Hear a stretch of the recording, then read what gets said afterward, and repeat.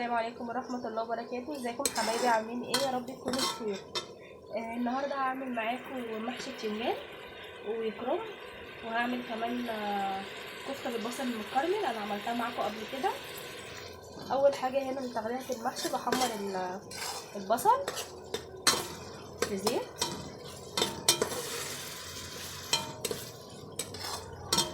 هسيبه بقى كده لحد ما يصفر. بصوا معايا البصله خلاص بدات اتحمرت. هحط بقى شويه خضره، هقطع شويه خضره، هحط شويه خضره عليهم. حطيت بقى الخضره هنا، بتدي ريحه حلوه قوي، ما بنسيبهاش كتير عشان ما تمررش. هنحط بقى القوطه،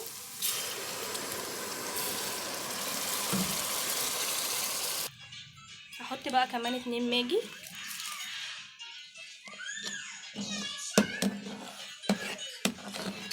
هسيبها بقى لحد ما تتسبك. تعالوا بقى هنشوف هنعمل ايه تاني. تعالوا نقور البتنجان سوا. ده بقى هنا البتنجان، هنشيل الحته اللي فوق دي.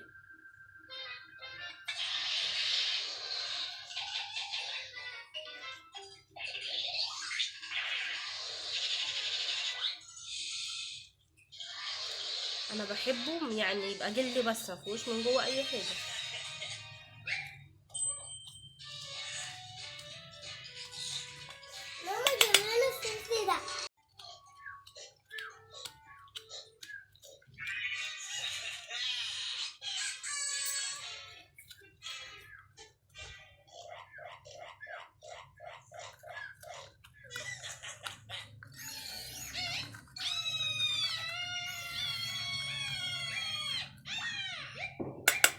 بصوا جلدي بس، بحبه طري كده، ما بحبوش فيه لحم من جوه خالص.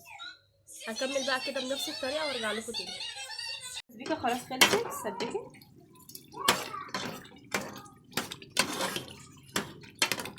حطي بقى عليها وهنشوف هنعمل ايه تاني.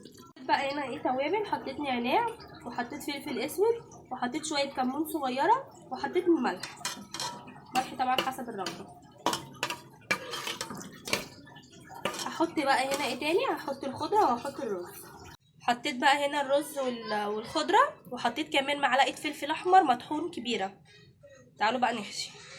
نعمل بقى هنا معانا اول حاجه الكرنب. انا ده كنت جايباه قبل كده وسلقاه، وكنت شايلاه في الفريزر.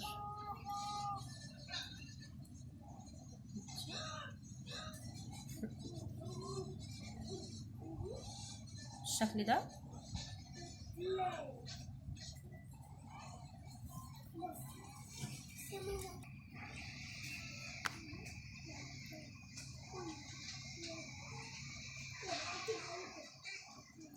هكمل بقى بنفس الشكل كده وارجع لكم. بقى هنا على الوش فتفت واحده ماجي. مش هحط بقى ملح عشان انا حاطه الماجي هي حادقه. هحط بقى الشوربه.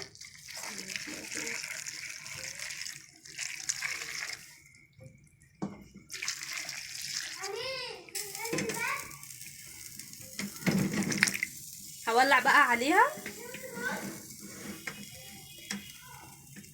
وهجيب كمان الكرنب بتاعي برضو فتفت عليه واحده ماجي.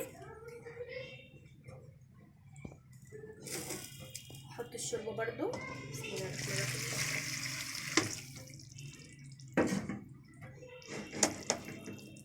تمام كده، هسويه بقى وارجع لكم. بسم الله ما شاء الله استوى حلو قوي. الميه بقى الزياده دي هصفيها، وبعد ما اصفي الميه اللي فيه هحط عليه، انا عندي سمنه بلدي، هسيح معلقه سمنه بلدي وهرشها كده على الوش، وهقفل الحله تاني. انا طفيت يعني، مش وهي والعه، لا انا طفيت خلاص. هصفي بس الميه وهرش على الوش معلقه سمنه كده مش مليانه قوي، واغطي. بتدي برضو طعم وريحه تحفه يعني بصراحه. ده شكل الاكل بتاعي بعد ما خلص، يعني مستوي بقى خالص، ويعني مش قادره اقول لكم بقى ريحته عامله ازاي. والكفته انا عملتها معاكم قبل كده. دي كانت وصفه النهارده، يا رب تكون عجبتكم. لو عجبكم الفيديو، لو ما اشتركتوش اشتركوا واعملوا لي لايك وفعلوا الجرس. كانت معاكم حمزه من يوميات ام العين. السلام عليكم ورحمه الله وبركاته.